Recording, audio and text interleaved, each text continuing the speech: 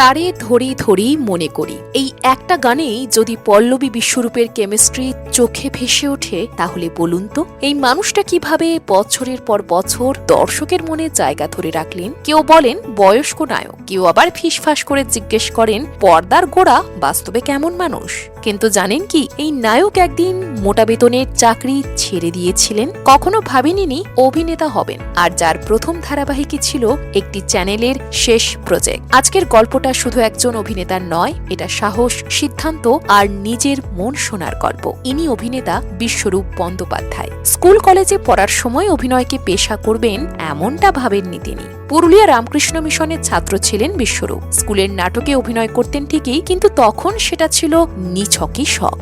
বাইরে থেকে দেখলে জীবন একেবারে সেটেল, কিন্তু ভেতরে ভেতরে একটা প্রশ্ন ঘুরছিলই, আমি কি সারা জীবন এটাই করতে চাই? ঠিক কি করবেন সেই উত্তর তখনও জানা ছিল না। এই সময় কয়েকজন বন্ধু যারা ফেস্টিভ্যালের ছবি বানাতেন, তাদের সঙ্গে কিছু কাজ করেন বিশ্বরূপ। তারাই একদিন বলেন, তুই তো আগেও অভিনয় করেছিস, দেখতে শুনতেও ভালো, এই ফিল্ডেই কিছু একটা কর। সেই কিছু করতে করতেই যোগাযোগ হয়ে যায়, আর শুরু হয় অভিনয়ের পথ চলা।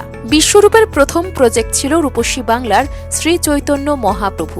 অদ্ভুত কাকতালীয় ব্যাপার, ওটাই ছিল রূপসী বাংলার শেষ প্রজেক্ট আর বিশ্বরূপের জীবনের প্রথম। এরপর আসে এ আমার গুরু দক্ষিণা। এই ধারাবাহিকের নায়কের ভূমিকায় তার অভিনয় ব্যাপক প্রশংসিত হয়। টানা 2 বছর কাজ করেন, কিন্তু কিছু সমস্যার কারণে মাঝপথেই ধারাবাহিক ছাড়তে বাধ্যও হন। এরপর প্রায় 1 বছর খুব একটা কাজ করেননি, নিজেই ব্রেক নিয়েছিলেন। এই সময় করেন 2টি ছবি, 61 নম্বর গড়পার লেন এবং রডোডেনড্রন। পরে আবার ছোট পর্দায় ফেরেন ঠাকুরমার ঝুলি এবং জয়কালী কলকাতা ওয়ালি ধারাবাহিকে কিছুদিনের জন্য।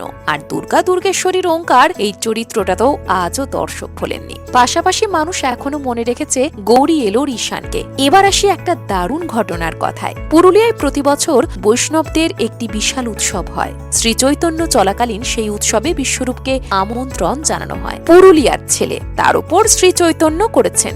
সেই দিন এমন ভিড় হয়েছিল যে বিশ্বরূপকে দেখার জন্য আসা তার বাবা মায়েরাই মাঝপথে আটকে যান। সেই দিনের পর থেকেই বাড়ির সবাই বুঝে যান, হ্যাঁ সত্যি কিছু একটা হচ্ছে। কিন্তু বিশ্বরূপ বন্দ্যোপাধ্যায় শুধু অভিনয় আর ঘোরাঘুরিতেই সীমাবদ্ধ নন। তিনি যুক্ত রয়েছেন একটি বিশেষ কাজের সঙ্গেও। পুরুলিয়া ও শিলিগুড়ি অঞ্চলের দুস্থ শিশুদের পড়াশোনা এবং কর্মসংস্থানের জন্য নীরবে সাহায্য করে চলেছেন।